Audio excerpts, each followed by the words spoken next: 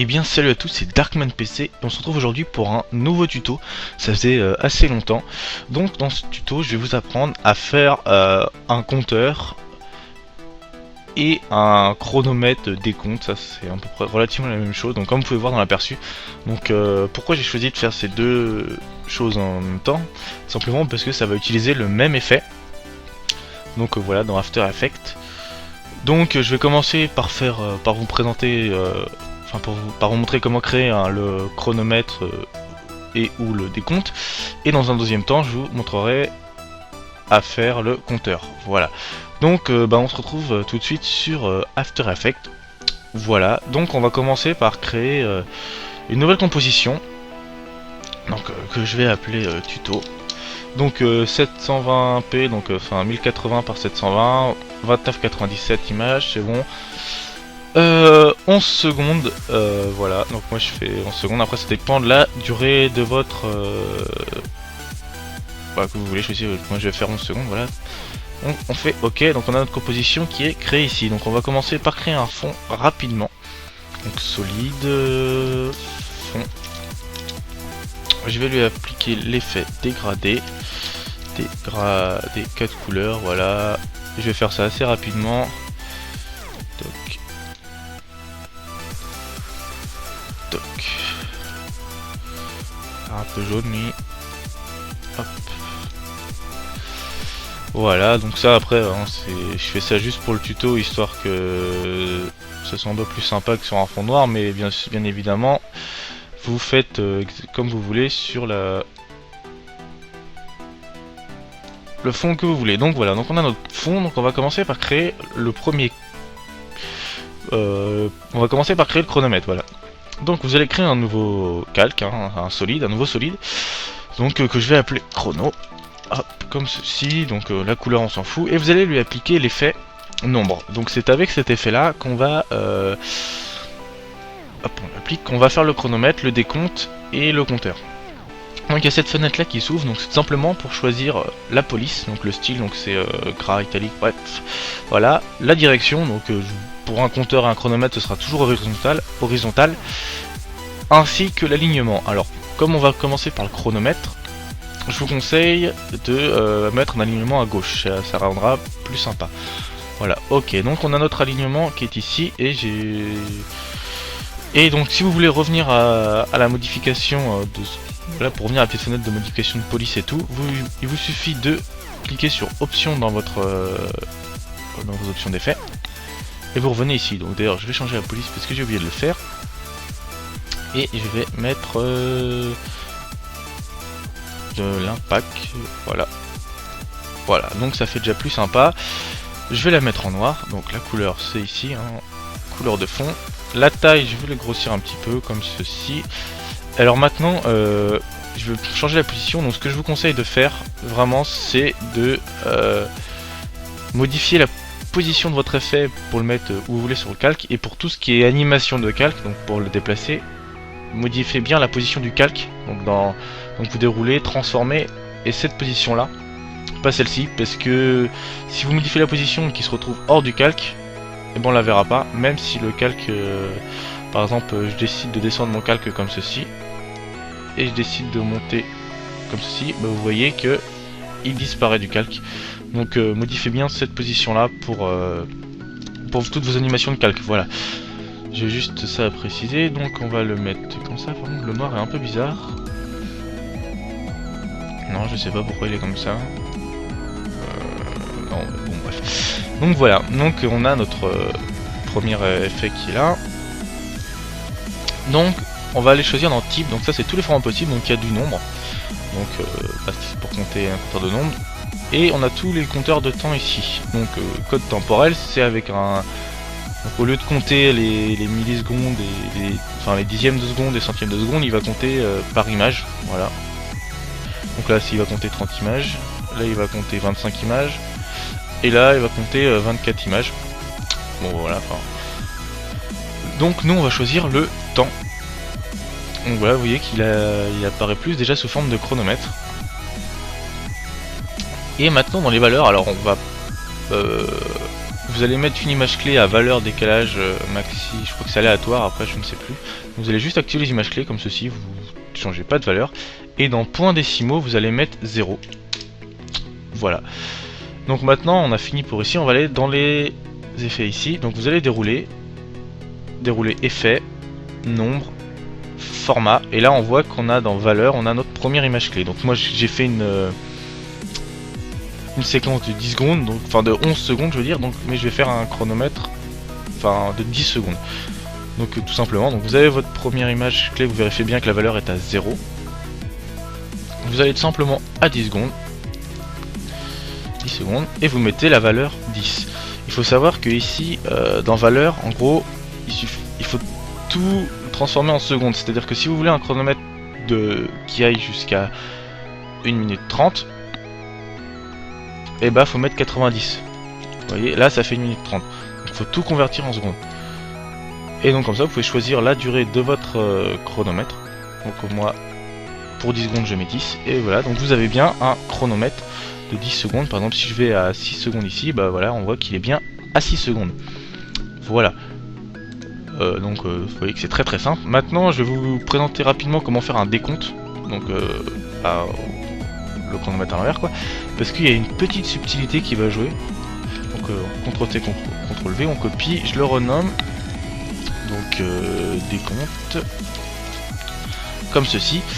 Et cette fois-ci on va devoir compter à l'envers. Sauf que donc, comme ici je vais faire un décompte qui va aller de 10 à de 10 secondes, donc 19 jusqu'à 0 secondes, voilà, sauf que le logiciel arrondit à la valeur inférieure, ce qui fait que si on mettait à l'inverse, on partait de 10, donc à 0 secondes dans notre séquence on mettait 10 et au bout de 10 secondes on mettait 0, donc là on mettait 0, et bah tout serait décalé d'une seconde, ça veut dire que ça ferait 9, ça partirait de 9 et il arriverait à 0 au bout de 9 secondes. Donc ce qu'on va faire, c'est que vous allez tout simplement rajouter une seconde. Alors pour bien me faire comprendre, c'est-à-dire que là je fais un décompte de 10 secondes, mais je vais partir de 11, et c'est au bout de 11 secondes que je vais mettre 0. Donc je sais pas si je me suis bien comprendre, donc en gros si vous voulez faire un décompte de 30 secondes, et bah au début de votre séquence vous mettez 31, et 31 secondes plus tard vous mettez 30, vous mettez 0. Et là vous aurez un décompte de 30 secondes. Donc pour vous montrer, je vais à 0 secondes dans ma séquence. Je vais dans effet, nombre, format. Là je mets 11. Et je vais à 11 secondes. Et là je vais mettre 0. Ouais, je ne l'ai pas déplacé, je vais le faire tout de suite. Je vais juste faire ça. Donc c'est là qu'il y a une petite subtilité. C'est qui... oui, pour que... Hop, voilà. Et là, je mets 0. Je vais enlever, je vais juste annuler cette image clé là que j'ai pas enlevé. Tac, et voilà. Je vais descendre toi. Et là maintenant on voit qu'on a bien notre bon décompte. Bon là à la première image, normal il est à 11. Et je me décale juste d'une image. Et là il est à 10. Et si je vais à 1 seconde, là il est à 9. Vous voyez, c'est parce que le logiciel arrondit en dessous. Donc enfin bref. Donc vous faites juste comme ça. Rajoutez, faites-le, quand vous voulez faire un décompte n'importe quelle durée, faites-le d'une seconde de plus, tout simplement. Si vous voulez faire un décompte de 20 secondes, et ben vous faites un décompte, sur le logiciel vous mettez un décompte de 21 secondes, et là vous aurez un décompte de 20 secondes. Je sais pas si je me suis fait bien comprendre, mais bref, voilà. Et je m'attarde pas plus là-dessus. Voilà. Donc maintenant on va faire le compteur. Donc on va créer un nouveau calque. Solide, je pense que maintenant vous avez commencé à comprendre, enfin vous avez commencé à comprendre la logique du truc. Donc compteur, on lui applique l'effet nombre, on remet 2 à l'impact, voilà, régular, et là je vais le mettre à droite, je le laisse comme ceci, je le remets en noir, et là la subtilité du, enfin ou la limite de l'effet je vais dire, donc je le grossis, hein, c'est qu'il ne peut pas, le compteur ne va pas au-delà de 30 000. C'est-à-dire que si vous voulez faire des compteurs jusqu'à 100 000, 200 000, ça ne marche pas. Mais je vais vous montrer une toute petite ruse très simple qui permet de d'aller jusqu'à 999 999. Donc c'est déjà mieux que rien.